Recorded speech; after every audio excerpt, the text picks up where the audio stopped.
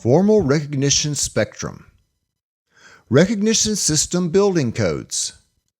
Recognize the right people. Reward the right tasks and behaviors. Refresh the process annually. No one-winner systems. Recognizing great work is something that we do not do often enough, and when we do, we often fail to do it effectively. Recognizing great work is much more than simply saying thank you or giving someone a gift. As the above spectrum shows, there's actually a range of recognition options that exist. Unfortunately, too many companies all too often find themselves on the left side versus the right side, which is the high-performance side, of the spectrum. 4 building codes are listed that should be adhered to if you want to build a high-performance recognition system.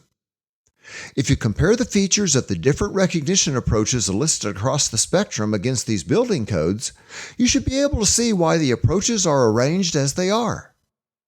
For example, the Employee of the Month Award does not recognize all people who meet their performance goals, just the one who got the award. Spot rewards may be targeted at the right people and right behaviors, but often leaders are inconsistent in the manner which they distribute the awards. If favoritism is not managed with these approaches, they can end up doing more damage than good to workforce morale. The most effective recognition approaches reward both short and long-term success. A quarterly profit-sharing payout helps everyone keep their efforts focused on the key short-term goals that need to be achieved.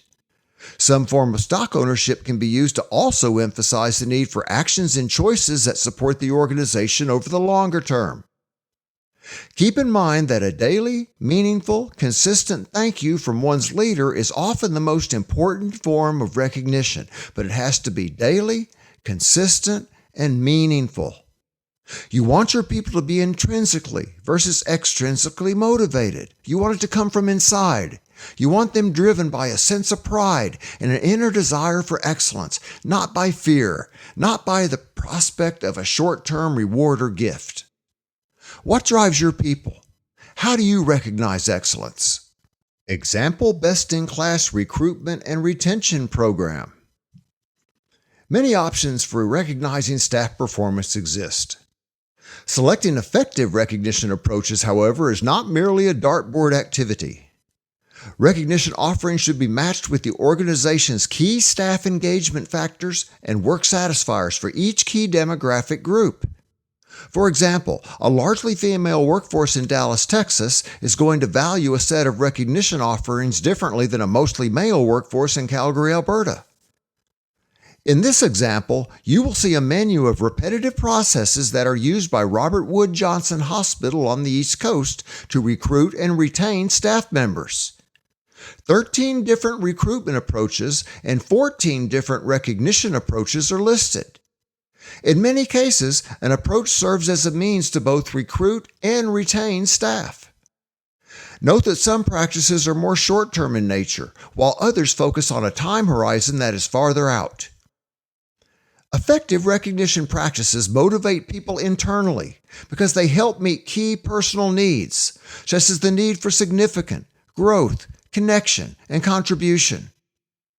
Consistently meeting these needs over time results in higher levels of engagement and performance if the designs of these processes are also aligned with organizational short and long-term strategies. Personal Development Plan. On the previous page, we looked at a list of multiple approaches that are used by one Healthcare Baldrige Performance Excellence Award recipient to both attract and retain good people. Above, you'll find an example of a personal development plan. In the high-performing companies, all employees have such a plan, and these plans are developed annually in lieu of performance appraisals. The theory is this: old-school performance appraisals that focus primarily on personal performance problem areas that need improvement are not effective in a high-performance workplace. In such a workplace, problems must be addressed immediately, not just only on an annual basis when the review occurs. Addressing personal performance problems on the spot is consistent with tracking and fixing daily process errors and failures. Both must happen daily. Personal development plans define a roadmap for personal growth. The new school theory is that each employee grows and develops as the company grows and develops. Effective personal development plans integrate personal, process, and company goals together. The above example highlights the type of content that one would typically find in such a plan: learning activities and avenues, resource needs, expected benefits, progress measures, and completion dates. Each employee would have such a plan, with plan design being consistent across all positions and work groups. The people development process. Unfortunately, simply installing engagement approaches and measuring engagement in a variety of ways won't increase engagement levels on its own. You also need consistent improvement over time to those work systems that are requisite for high levels of engagement and personal development. The above process loop lists 13 different processes that play a key role in helping your people develop into even more effective employees. All formal leaders, regardless of their level in the organization, need to be skilled at managing group dynamics, facilitating teams, and applying improvement tools to improve process performance.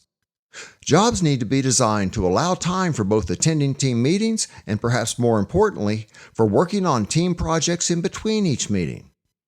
Certification processes need to be installed to encourage all employees to learn team and process improvement skills.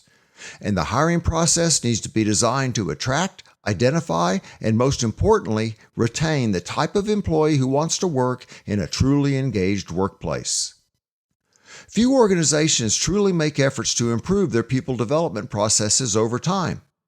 They might talk about the need to do this, but measures of human development are rarely trended over time, and the connection between people development system changes and these trends are very difficult to establish. In most cases, organizations do the minimum when it comes to people development.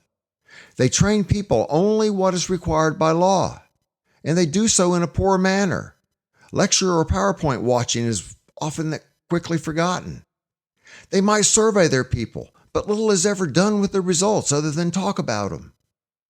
Little effort is made to hire really good people, and once we have them on board, even less is done to keep them. In fact, some might even say we run them off.